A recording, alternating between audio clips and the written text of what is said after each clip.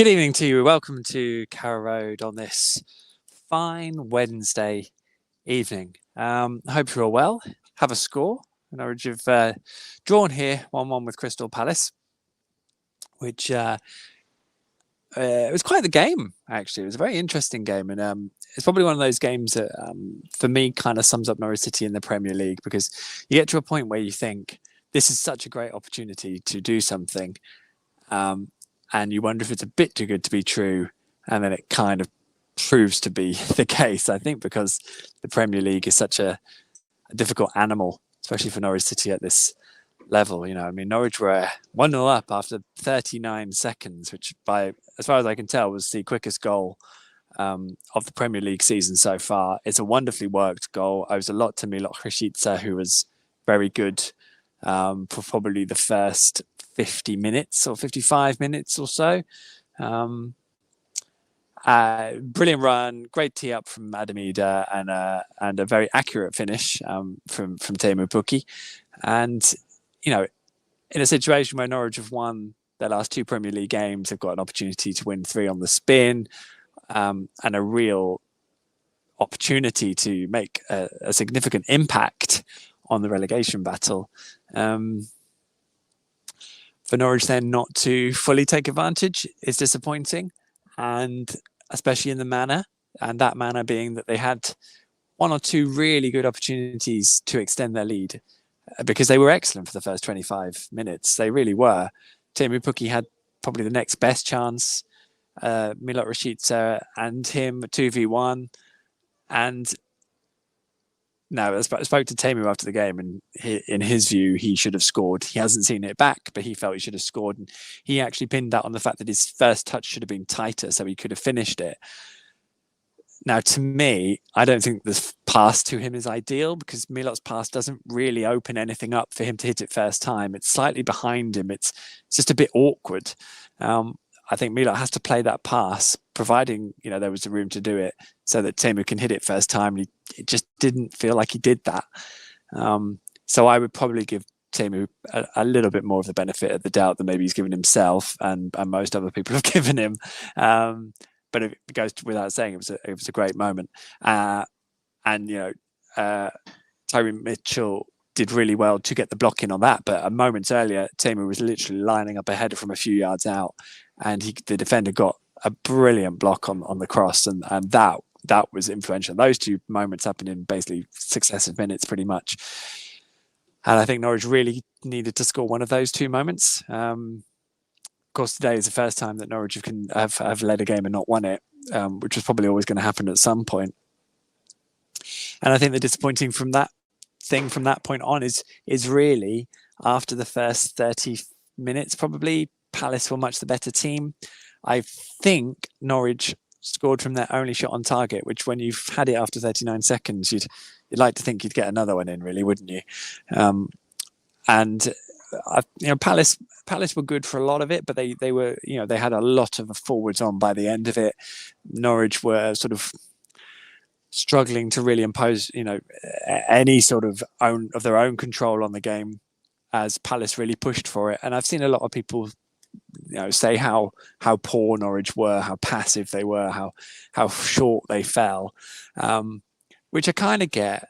But I think that I think you can see that if you're a Norwich fan, but I do think you have to kind of give Crystal Palace some credit. They are a good side. They are established. You look at the fact they were bringing on Eze. They already had Zaha. They brought on Edouard on as well, and I don't know, they had others as well. But I mean, they are a pretty good side. And actually, in the build-up, I'd looked at it and thought, you know, this team struggles away from home. Their away record's really poor, but actually they've had a lot of quite difficult games away from home, and they've actually had a lot of quite difficult games all season. The rest of their remaining games aren't too bad, so they're actually probably slightly underperforming in terms of where they are. It will be interesting what that looks like. It's probably also worth pointing out in that instance, and, you know, I'm happy to take the egg on my face if this proves true. The fact is that the Palace have also got, I think, Brentford, Burnley and Newcastle or Watford coming up in their next few games. So they are on a run, really, which sort of decides their season. And not only that, they're going to have a significant impact on Norwich. And I think, dust had settled. Wilfried Zaha, Max Aarons has conceded a pretty poor penalty, really, just 3 minutes after Wilfried Zaha's gorgeous equaliser, which I think Max Aarons could probably take a portion of the blame. I thought it was more a case of Shemek Poheta didn't really get close enough to stop Zaha cutting inside and then just bending this glorious shot inside the far post. But Dean Smith said post-match, the idea was that they were supposed to be 2v1 on those wide players, and they were supposed to not allow them to cut in. It was probably the only time Zaha really did it, although he had a couple of moments in the first half. But so Max and Shemek, it was probably a collective effort in not stopping Zaha, even though it was a wonderful finish. You get wonderful finishes at this level because the players are very good. And then it's a really 3 minutes later, so it's the 60th and 63rd minute. It's a sloppy penalty really for Max to give away, and that's a real shame. But Zaha, his standing foot slips. It doesn't slip a lot, but I reckon it slips about 5 centimetres, something like that, just enough to knock him off his balance and then drag the penalty wide of the target. So, at that point, I was looking at it thinking they're going to score, Palace will score this penalty. It's going to be 2-1. They look in control. It's going to be really difficult. And that is a season-defining turnaround in terms of looking so good, missing chances, being 1-up and then losing 2-1 and at the worst possible moment. As it happens, Norwich dug in. They held on. They had a better balance and the game finished 1-1. And Palace pressed for the rest of the game, but Norwich were pretty secure and defended their box pretty well. I have a slight issue with the fact that Dean Smith, was in deep conversation with Craig Shakespeare and Liam Bramley for probably 5 to 10 minutes almost about what needed to happen. The 4-2-4 had started off really well, but in midfield it was causing a few issues. I thought as the game wore on and Palace figured out how to then dominate in the middle and just kind of make the front four a bit redundant unless Norwich were really direct and quick on the counter, which was becoming more and more sporadic. So as soon as Zaha misses the penalty, Billy Gilmour does finally come on. Norwich go to 4-3-3, and from that moment, the game is in a better balance at least. But of course, they could have made that substitution probably 5 to 10 minutes earlier because they were discussing it, and there was definitely the prospect that in the time Billy Gilmour was stood stripped and ready to come on, Norwich could have conceded twice before he actually was put forward to come on. And I don't think that would have been a good look, especially as, I spent more than a few times criticising Daniel Farke for taking a bit too long over changes. It wasn't particularly late in the game, but in terms of the momentum of the game, it was probably getting to the point where it needed something to change, and it did probably happen 5 minutes too late. And it might have saved, even though it wasn't necessarily an issue in the goal, it might have made a difference. But there we go. It didn't, and it's a difficult one because, as I said, there's such an opportunity for Norwich. They haven't taken it. It's not a disaster of a result or a performance, and there are games that will be more defining than this one. I kind of felt it was probably going to be a draw today. I must admit, I just had this niggle that wouldn't really be great, but it wouldn't be a disaster, and it probably teed itself up for that. The issue you've got is the momentum around the other areas. Norwich haven't really done enough to bring Brentford and Everton immediately into it. Of course, they now play Manchester City here on Saturday, where everyone goes, well, they beat them here when it was a 5:30 kickoff last time. And it's like, yeah, that was really rare. That's why it was so special. But anyway, maybe lightning will strike twice. And then, of course, a trip to Liverpool. So realistically, 99 times out of 100, Norwich get through these next two games without picking up a point and probably hammering their goal difference a little bit again. So it's not ideal.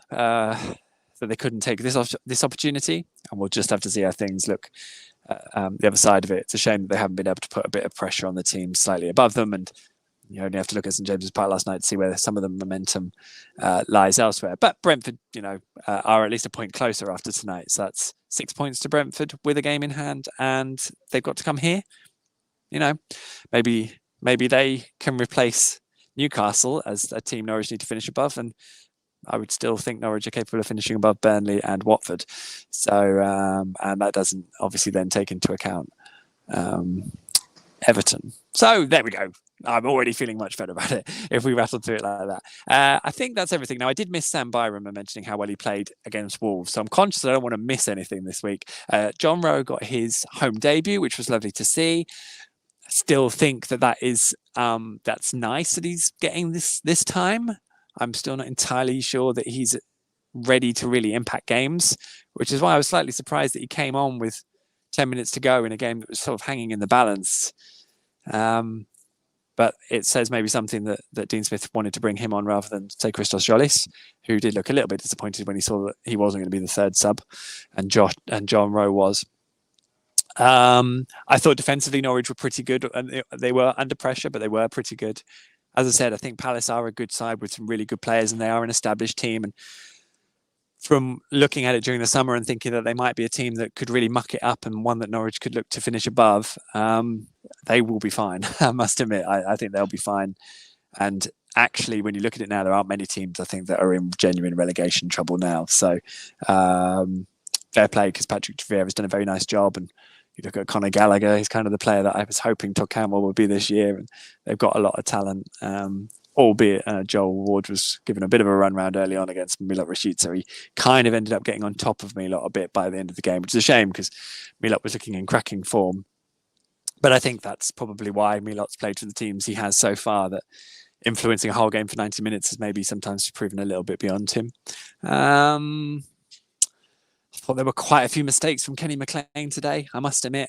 We all joke about the arm in the air and apology, but there was a lot of arm in the air and apology tonight. And, you know, there's quite a bit of midfield competition in there now. I still think Pierre is doing a great job. Billy came on and did pretty well, I thought, today. And it was probably the right change when needed. Obviously, Matthias Norman came on and got a few more minutes on his recovery, but he still feels a little bit short of the level where he was at before. So I think that's going to take a bit of time. So it's a really interesting dynamic in the middle. I thought Adam did pretty well. Adam Eder did pretty well, but maybe struggled in some of those moments out wide with his final ball because he's not really a winger, and he's been, excuse me, this is falling out. He's been most effective when he's been a bit more central and working in a partnership, exactly like with the goal. And then I think that only leaves me to say something about Angus Gunn, who made who was really comfortable all night tonight. I thought he did really well, and he produced a couple of really good saves. Maybe there was one in the first half where he came out and looked like he got a bit caught in no man's land. But there was a great moment. It was a low save from Jeffrey Schlupp, who, of course, scored the goal, as you will have seen in my Canaries debrief video, scored the goal from a wide angle against Palace on the 28th, which was a proper desperate afternoon. And Dean Smith, I think, has sort of spoken about it being the slowest one so far in the Norwich job and a really affecting time. And this time, Jeffrey Schlupp much more central, but it went through legs, low shot, and Angus got a really big fat hand to it at full strength, full stretch, and the Barkley loved that. And I think that felt like a really good moment, actually. And make no mistake, Angus is going to have to be quite good in the coming games because he's going to come under a fair amount of pressure from some of the world's best players. So, and one of those will be at Anfield. So it'll be quite fun to see that play out. But I think I've covered everyone off there. We are done.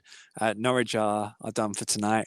Man City here on Saturday evening, which of course will be great to see what Man City are like up close and personal, and how much they've come along since we played them in the second game of the season up at the Etihad. Meantime, take care of yourselves. There is an audio on the ball to listen to on the feed, so make sure you subscribe to that. I did a Canaries debrief video, which was kind of a tactical breakdown of some observations and things. If you haven't caught it yet, it's on my YouTube feed at the moment, and I think over the coming weeks when I do them, I'll probably do them weekly or fortnightly. I'll make sure they go out on everything. But the first one is on the YouTube channel, so catch that as you wish. And of course, The Athletic will be motoring along as usual. There'll be some pieces on there to digest this week and over the coming weeks, so make sure you catch those. But I'm going to remove that because you know what the score was. I hope I haven't missed anything. Let me know in the comments if you have, or anything you want to bring up. I look forward to seeing you all very soon. In the meantime, take care of yourselves, and I'll see you very soon for another football match. In the meantime, bye.